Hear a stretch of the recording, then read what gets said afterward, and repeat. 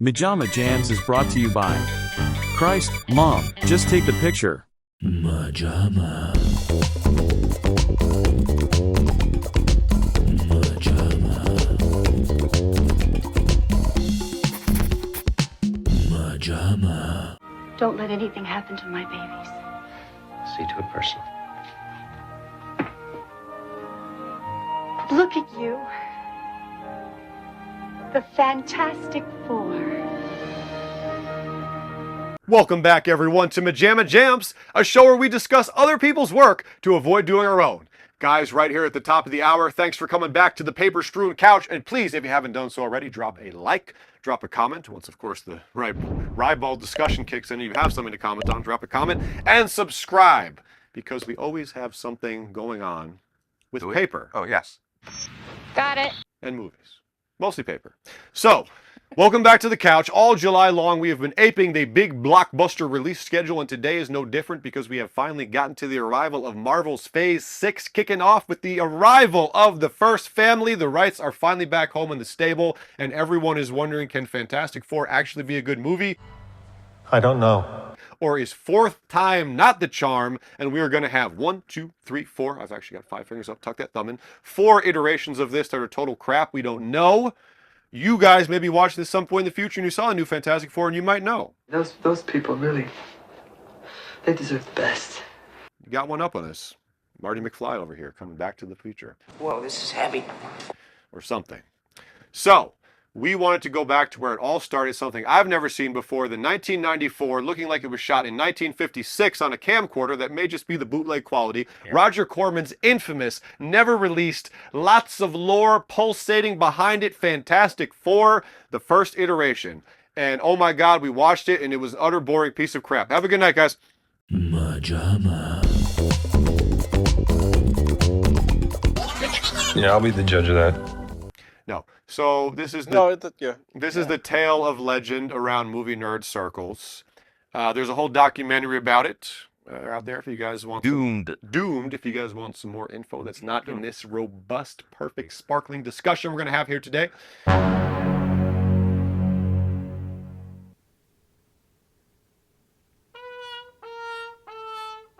It stars a cast of unknowns, mostly, or all-y, if that's a word, although I do know Johnny Storm from a Disney TV movie growing up called Not Quite Human, where he played an android named Chip. Your name is Chip. Repeat. My name is Chip. Do you like the name? Do I, Dad? Yes. Yes. Chip. And with my weird Kevin Smith Tarantino brain being the way it is, I've had that fact reverberating inside forever, because I always recognize his face from the cover. He will always be the kid who gets mocked by Uncle Buck in Uncle Buck. You ever hear of a tune-up? You ever hear of a ritual killing? I don't get it. Funnily enough, I looked up his credits and saw Uncle Buck, and I went, wow, I didn't remember that. That confirms what you just said. That confirms what Mateo just said. So, he was also the boy who could fly.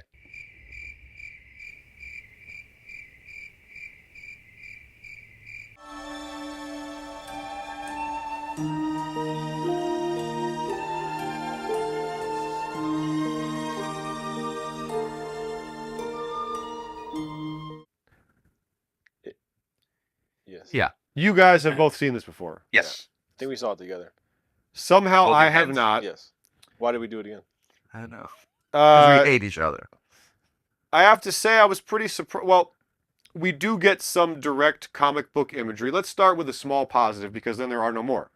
But a small positive, in the vein of a line from Deadpool and Wolverine, where Ryan Reynolds sees that Wolvie finally has on his comic-accurate suit, and he says, look, this Logan is the same. He can do anything, even musicals. Look. And bonus, he's actually wearing a costume like he's not embarrassed to be in a superhero movie for once. A big problem with as many heavy hitters as we had in comic book culture is that you cannot do a direct translation.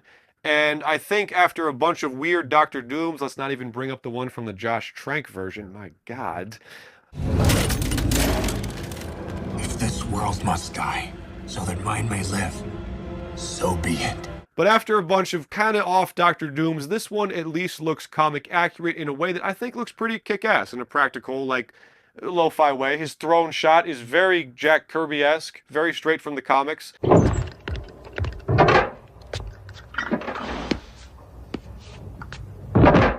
It's not like you to run away from a challenge, Victor. Yes! And Doesn't move his mouth. he never does. The mask doesn't, Yeah. and you don't understand a single thing. Why not dub it? I don't know. And then add an effect so it sounds like he's encased in a metal This was actually the mask. inspiration from Kenny on South Park. Trey Parker said it was Dr. Doom in the 1994 version. That was the inspiration for Kenny. Mild joke. Oh my god! But the other thing I would like to say is that Way too much gesturing. we always... Every friggin' word has a hand gesture behind it. And I like the clackety-clack of the fingers. I think the best one is when he says, You have 12 hours to surrender yourselves to me. 12 hours. 12 hours. You have You 12. have... wait, I have to... So, a big problem with comic book adaptations in general is that we can never, ever, ever, ever just do the thing. Everything has to be soaked in winking meta humor that lets you know that they're aware that it's corny to just do what you're supposed to say. For example, if you guys have seen the newest Fantastic Four trailer for the 2025 one, it's a running gag of Ben, say the thing. Come on, Ben, say the thing. No, I don't want to say the thing. Hey, what time is it? Say the thing. That's not really something I say. It's clobbering time. That's just in the cartoon. Hey, what time is it? It's dinner time. What time is it, Ben? No. What time is it, Ben? No, Johnny. Say it. I don't wanna! Now, as Matthew points out, you can do that. It's just the fact that every movie has to find some clever, winking, meta way to not just simply do what the fans came for. It can never just be that. This one has Ben saying it's clobbering time naturally without any stupid meta prompts. Not one, not two, but 3 times. It's clobbering time. It's clobbering time. It's clobbering time. For real. So small credit where credit is due. They get a smidge right about direct translations. Even the suits, they don't look fantastic, but they're a direct translation. And we never friggin' get that unless Ryan Reynolds, thank you for giving us the blue and white, blue and yellow, forgive me, Wolvie. Bingo! So, other than that, and a little bit of like, oh, it's the classic 1960s moving comic with those classic Kirby vibes. You get a little smidge of that with the practicality here. Other than that, I was shocked by how boring this was. Well, I'm sorry. I thought it was going to be a slog, but I could barely register and pay attention. I just didn't care. But before getting right. a discussion, the story read straight from the clever That's a good one. cover of the DVD. Take a deep breath. In this comic adaptation, 4 astronauts get bombarded with cosmic rays when an accident occurs. The 4 of them acquire special powers and decide to form a superhero group called the Fantastic Four. They then fight their arch enemy, Dr. Doom.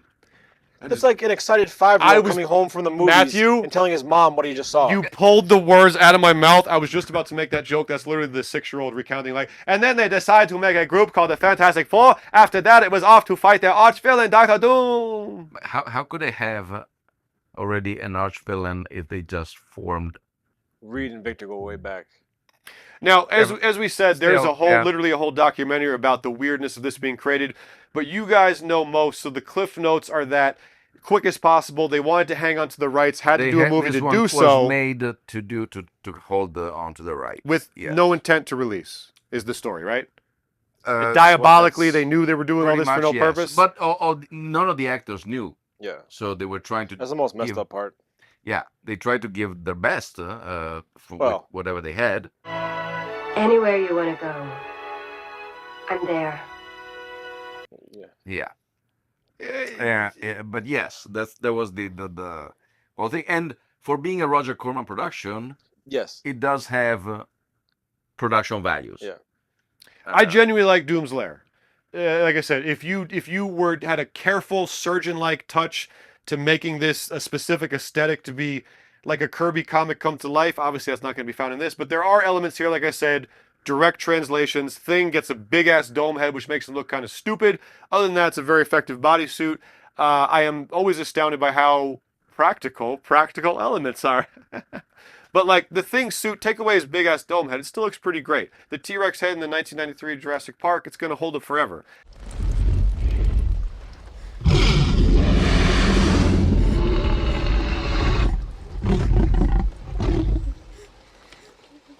There is a lot to be said for practical. So there's little things here and there. Well, I don't know, dear. But is that the same team that did the T-Rex? Yes. Oh, before I forget, because sometimes you forget these things, we're pretty sure in the same way that Ghostbusters was made by plucking what Huey and Lewis and the News song? Huey and the News and Lewis. Huey Lewis and the News. I want a new drug. I want a new drug. Listen to that and friggin' give us Ghostbusters. It sounds like someone was like, hey, take that Jurassic Park theme and just twist it ever so slightly. John Williams' discography. And then loop it 6 times throughout the movie. It sounds really close, and we're pretty sure that there's at least a small chunk of notes that is literally that. You okay? You're not gonna miss it, are you? You know what? I might even see it if I get lucky. Oh, listen, I want you two kids to have a great time, will you? Take good care of your mom. I gotta go. So, where to begin with how boring and uninteresting? Oh, we were done. Yeah, right? Oh. We now return to MaJaMa. Look, I say we go for it, huh? I mean, what have we got to lose? Johnny, come on. We're either all in this together, or we don't move. Well, we also do want to talk about, we featured this one and I haven't seen it, but again, this is kind of the Fantastic Four problem. The Michael Chiklis ones with Jessica Alba, you may say those are the closest we have to pleasant, and their biggest crime is being toothless and Two for Kids. They're not horrific, if I remember. You get Jessica Alba in a bikini. You get Jessica Alba in a tight, form-fitting suit, and I don't care what anyone says. At her peak, she was damn. At her peak, what about now, you misogynist? Older women can't be hot? No. Oh, I'm afraid so. So, Doug Jones shows up in the second one as the Silver Surfer, and that looks pretty cool. In fact, I think it's the highlight of it. It's a kind of, conversely here, it's kind of a nice holding up special effect. It looks cool. We get Galactus as a cloud, so points taken away for that. But in general, their biggest crime is they're too much for kids. We probably saw it as a family and had a fun enough time. The Trank one is a headache. Yes. Look, I know you're scared. You should be.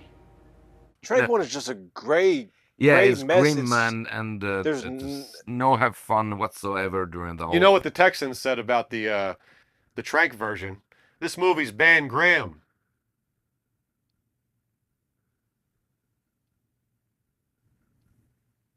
It's Ben Graham. Ben Graham. Yeah, I got it, man. You don't have to explain it. You. We're reacting to it the way we should. Ben Graham.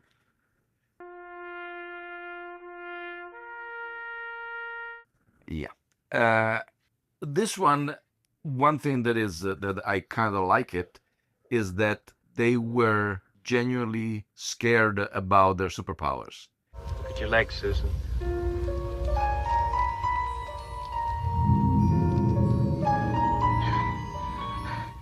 You know, like my hand, and I just lay him on. Whereas in the Chris Evans, Michael Chiklis thing, Chris Evans is just like going around trying to bang any kind of female who walks by his. I mean, that is Johnny. Yeah. Trouble is my middle name. Oh, you're hot. Why, thank you, so are you. And I'm not afraid to cry. No, I mean, you feel a little feverish. Well, I've never felt better in my life. My God, you smell good. Listen, when you get off work... But at the same time, there is not a moment where he seems worried, or anybody seems worried about that he has 200 degrees, the temperature or whatever it is. And it's, at least here, he is genuinely scared that he's catching on fire. So that's why I like this part of this movie, and I like the fact that they are pretty much identical when they were in high school.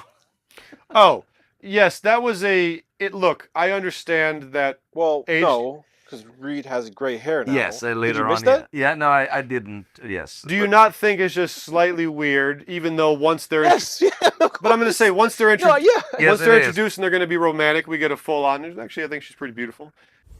Oh, our fantastic woman here. Someone has to be beautiful to fall in love.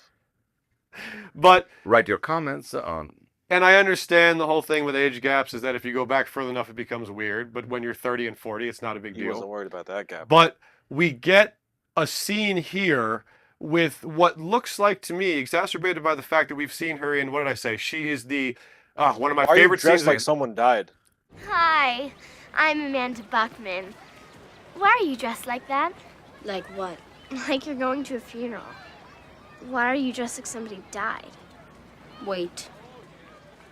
That blonde girl is our young Sue in this. We get Reed as he is. He's only going to get the white hair to change. And they meet in what looks like to me a 40-year-old meeting a 12-year-old.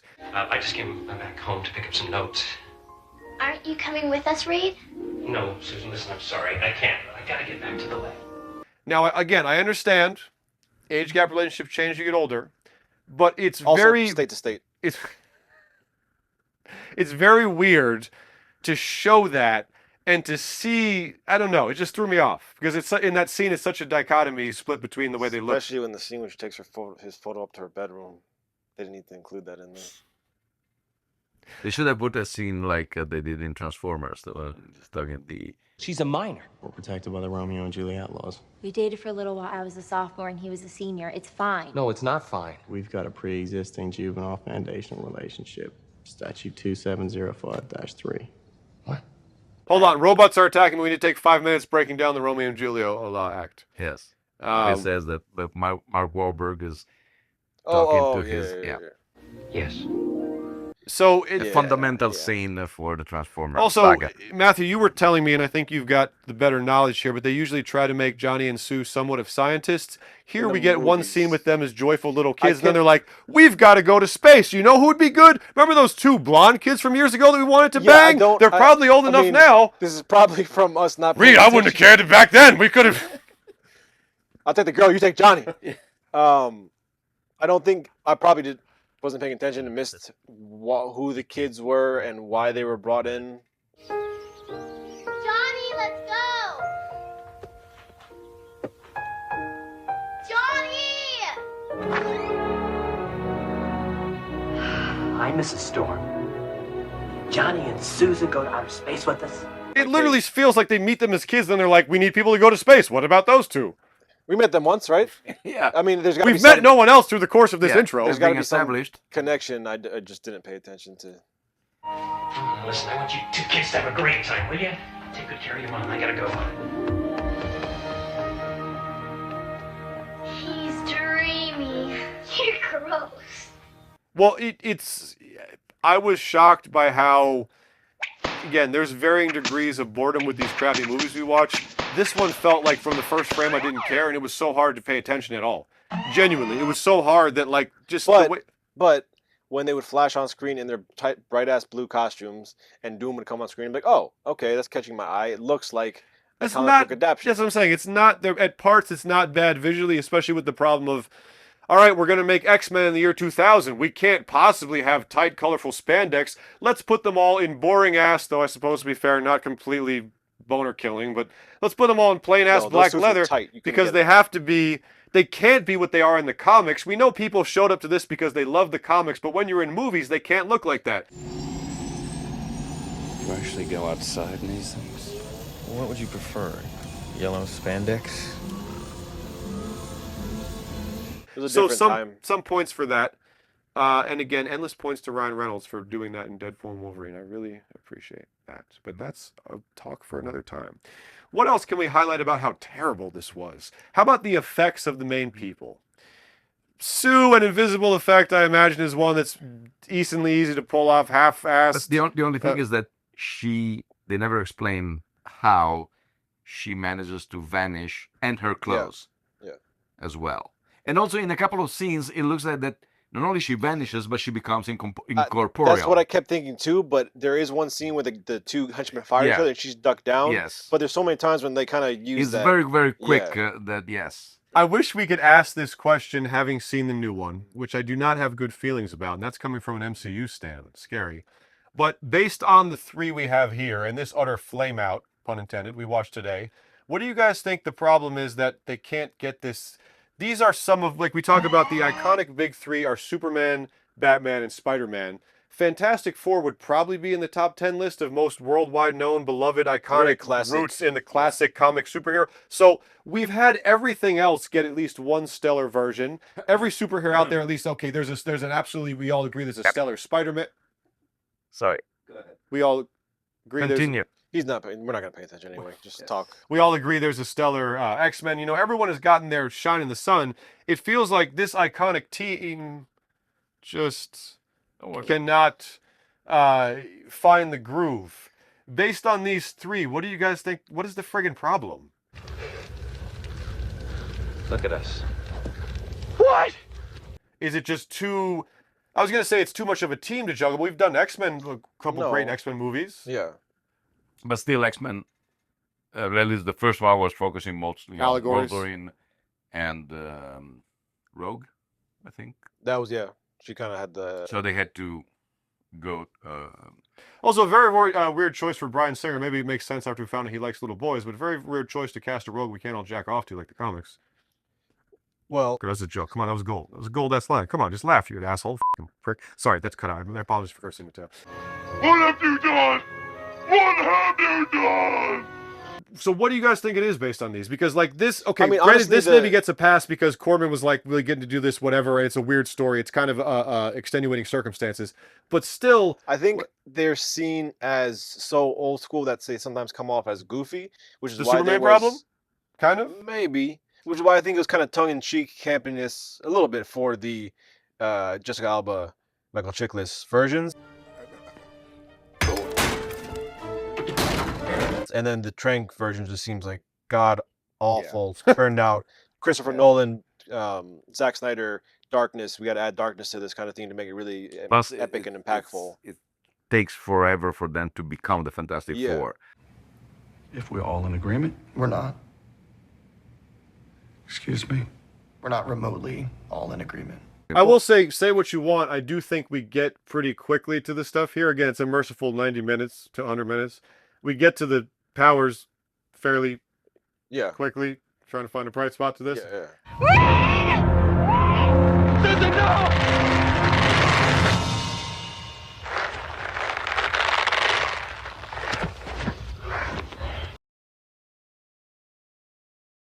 We now return to MaJaMa. Hello, Dr. Ritter. Good to see me again. This is a little device I've been playing. I hope for your sake it's working well. Well, it is interesting that we should throw in there that there are two of the Jessica Alba ones, which mean that the first one did at least well enough to justify that. Maybe when talking about these flameouts, we should be like, the first one did do at least decent enough to justify a second one. It's a different time for superhero movies. And I remember that for like 2 nanoseconds, Sean Astin was attached to direct. What did he direct at that point to get into the list? He got an Oscar nomination for a short. He directed 2 or 3 shorts and several episodes on television of Angel and Buffy or something like that. That's a pretty big job he got offered, even if it was for a little bit. But I remember that he told me he had to go to Fox, sign a non-disclosure agreement, and read it while he was there. And then with a guy standing right behind him with his arms folded? Pretty much, and giving their ideas there. And I remember when I went to see it, I was genuinely curious because, oh my God, if there was all this secrecy around this, it must be great. And so this movie, at the end, Ben Grimm saves the day by opening a fire hydrant. Oh, yeah. Ben!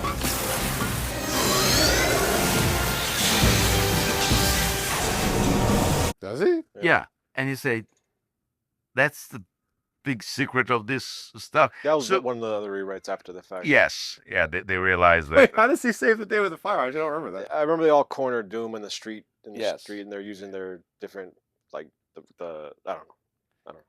Oh, great. But how does he defeat with fire? He knocks it off and the water blasts him. So, see, we should have watched that. Or Sue directs it with the force field or something. I don't know. But at the same big finale. You guys ever heard of fire hydrants? You knock those things off, water sprays everywhere, and he's got the power to do that. Yes. And so, Sean, you got to keep this gold locked up here. Big fire hydrant. You can't be putting those secrets out in the world. Well, here he pushes Dr. Doom down a balcony or something at the He end. punches him once. Doom gets up, punches him again. Doom gets up, and then he's like, Doom's not expecting it.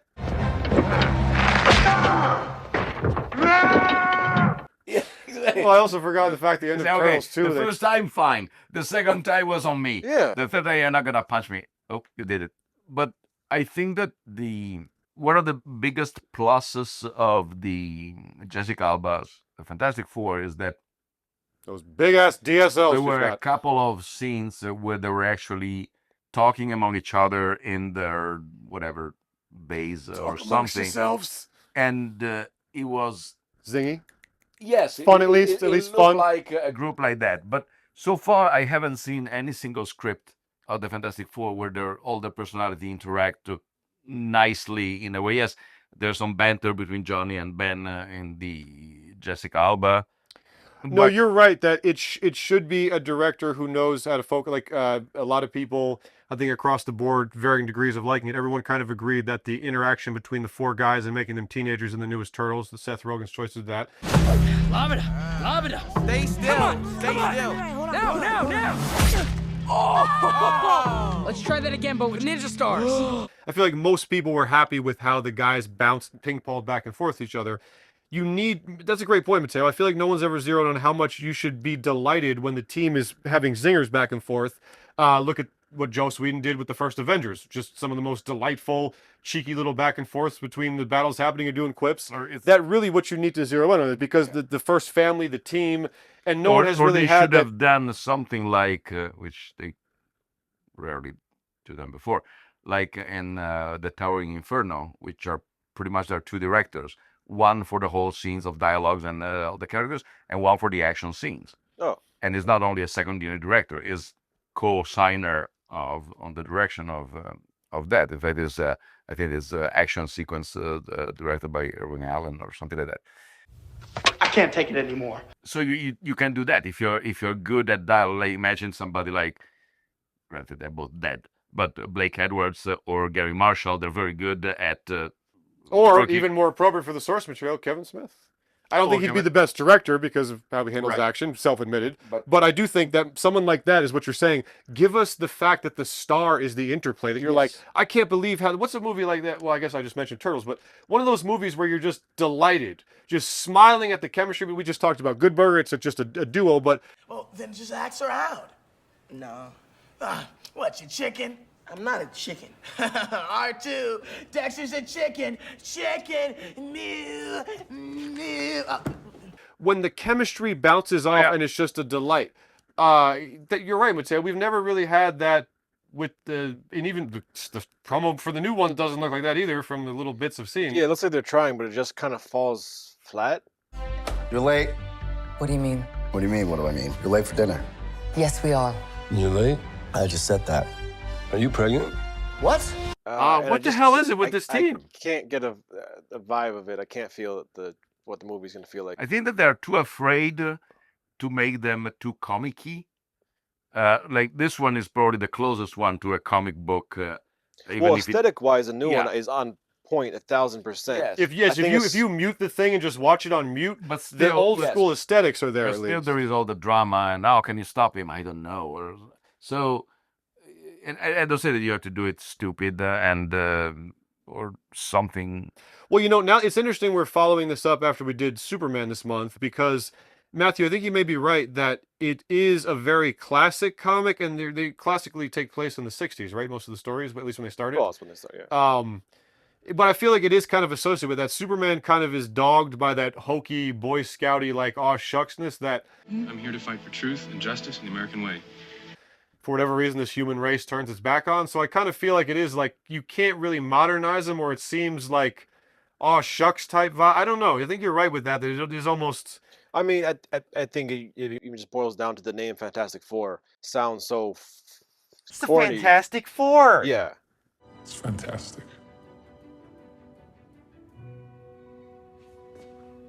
Say that again. It's fantastic. Yes, it is. That could just be the basis of kind of everything that sprawls out from there, as stupid as that sounds to say. No, that's a good point, because fantastic is one of those words that is a legitimate word, but it's kind of like, if you say this is fantastic, it's not like you used a weird word, but it is very like, golly gee, I'm Ned Flanders, this is fantastic. The Great Eight. That would sound like a stupid, ridiculous. Is that a real? No, I'm just saying. I think it could stem from that, where it just comes off very old school. Not that, I mean, Fantastic Four has had comics running since they started, cartoons, movies, everything. Cartoons, to this point, feels like they get it more right, where you're not burdened by the... I mean, like I said, part of this is the bigger comic book problem, where for whatever reason, we've gotten some better examples, but for whatever reason, okay, comics are so beloved for one thing. When we translate them, modern times mean we can't do that. Everything has to be altered and dark and modern and modern times as much as it is just reality. No, no, no, no, no! You could slap a comic character into a cartoon easily, and you don't question why they're in this tight, bright spandex. But in a movie, when you see real people in the real world, you're obviously going to clock it quickly. Yeah. But this was... I was surprised by how... I mean, again, I guess you don't get great action, but you get at least the elements you're looking for. I don't know, the whole thing just seemed like, we got to go look at this thing. We got to go investigate this lab. Now we got to investigate this lab. 76 TV movie, like, oh, okay. Actually, it's pretty good. Yeah. Similar to Doctor Strange. Was not fun enough for... Lift your hand, Stephen. Bring down the lightning of the gods. Yes. 70s TV movie. Compared to Spider-Man and the Hulk series at the time, it's like, okay, kind of fits into that demographic, but 94, and for supposedly supposed to be released theatrical film? I touched on that in the beginning, but granted, Mateo, as everyone does, has a bootleg copy because this has never been officially released. So that probably adds to it. But this thing does not look to me like anything even remotely to 94. You cannot judge it on that because I don't know where it's... yes, fair. I'm acknowledging that, but still, this thing looks like it was unearthed from 1972. At least this version. Being fair, yes, it's a bootleg version, but... No, so I don't even judge on that because what I judge is when Ben Grimm meets for the first time. Thank you, Mateo. Blind lady. What's in this thing? Reed, what's going on? Hey, what? Oh, my statue! In the most plausible... Oh, you're okay! You're okay! Why are you shaking? Even how she falls down, which is just like when he hits her on the stairs and... She goes right down. Hey, what? And then, Matthew, blind people have no depth. Tell us about how easily she falls in love. Okay, so she gets sculpted heads at a certain point after they crash. After they meet, after she wipes his face clean with her hands. So they pretty much, he knocks into her, lifts her up as opposed to like, hey, let me help you up. He lifts her over his head. Here, let me help you. Careful, what are you doing? Put me down. It's okay, I got you. And like puts her skirt over his face. He literally lifts her up, and they meet for a second. They barely exchange names, and then they get into the accident. She's sculpting. She gets a delivery in his heads, and the delivery guy's like, "Oh, these are the heads they used to mold for the astronaut costumes, which are like freaking tinfoil and pillows." And the delivery guy goes, "Well, I've given you some heads. You want to reciprocate?" So these were used for the helmet fittings, right? That's right.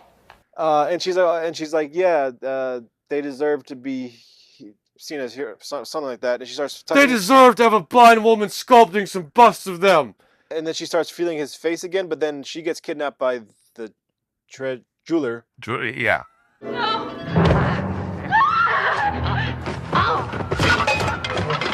We haven't even covered the jeweler. I can smell a diamond 100 miles away. Made up villain for the movie. Do it. Yeah, that's enough. One sentence. Made up villain for the movie. We don't know why they did that. But then she gets captured and Doom grabs her, and then she's like, "Ben, I love you." Ben,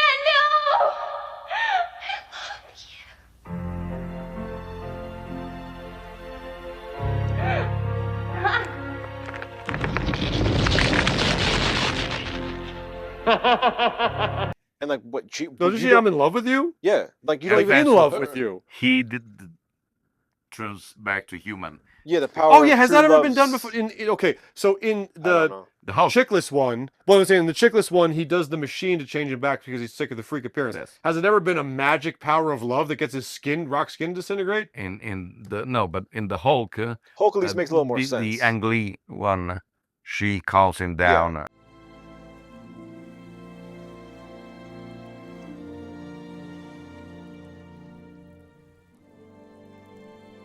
And That at least makes sense for his condition versus this, where it's just like he instantly goes soft. It must. It's gonna when they're in the bed. Zing. But like, don't force. Why do you have to force love? Why do you always have to force love? Just be like, hey, I'm infatuated with you. I think you're very mysterious and cool. Oh my God, your skin is made of rocks. Okay, that's cool. En los And enderes he's- at one point they say, What else is made of rock? We need Because this thing ain't been pounded in a while. Why do you got to go to love that quick? And it just sounds cheap and stupid. forced. Yeah. And just like that. I don't think we've formally met. I'm Anne Graham. I'm Alicia Masters.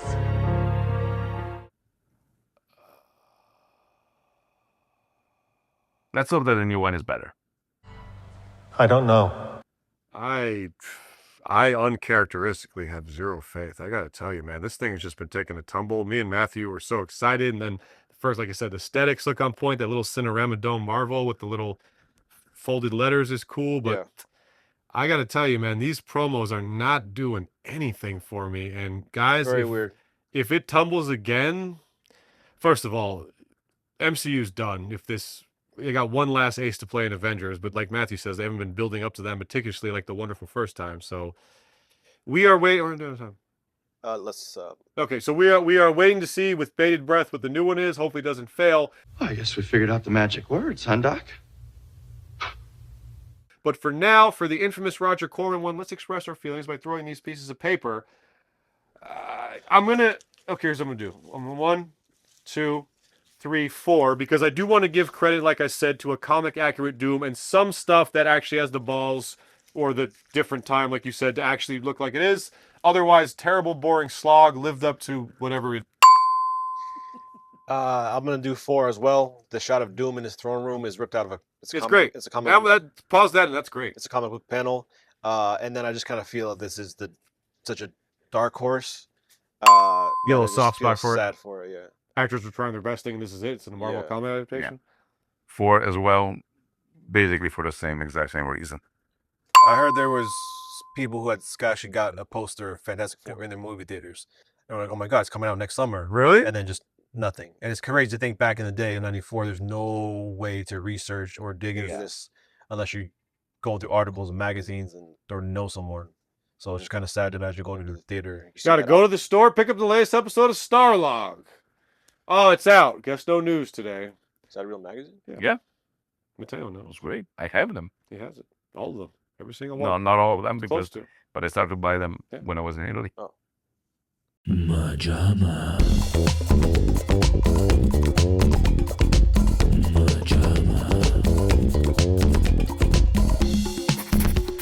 Well, guys, we've come to the end of our blockbuster piggybacking July. Almost messed it up there because I'm not as talented as I claim with the mouth, which is how I get kicked out of the frat house. Couldn't. All right, so thank you for joining us on the couch again with my stellar improv skills and the Italian and my brother here. And guys, if you have any thoughts about any of these Fantastic Four or the new one, drop them in the comments and come back next week for lots more movie talk. And that's it. This was a jam. End of the rope here, guys. Over 130 episodes, and this is the end. I forgot to do it. Oh, very yes. There you go. MaJaMa.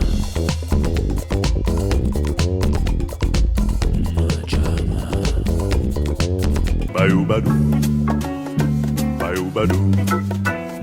Bayou-badou. Bayou-badou. Bayou-badou. So, Reed, what's in this thing? Reed, what's going on?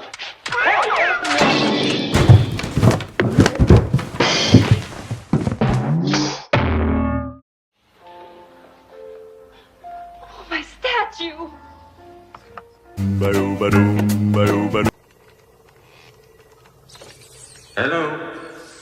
Dr. Richard. Baby shark, baby shark, baby shark. Mommy shark, mommy shark, mommy shark, mommy shark. Where are you taking him? Downstairs to the morgue.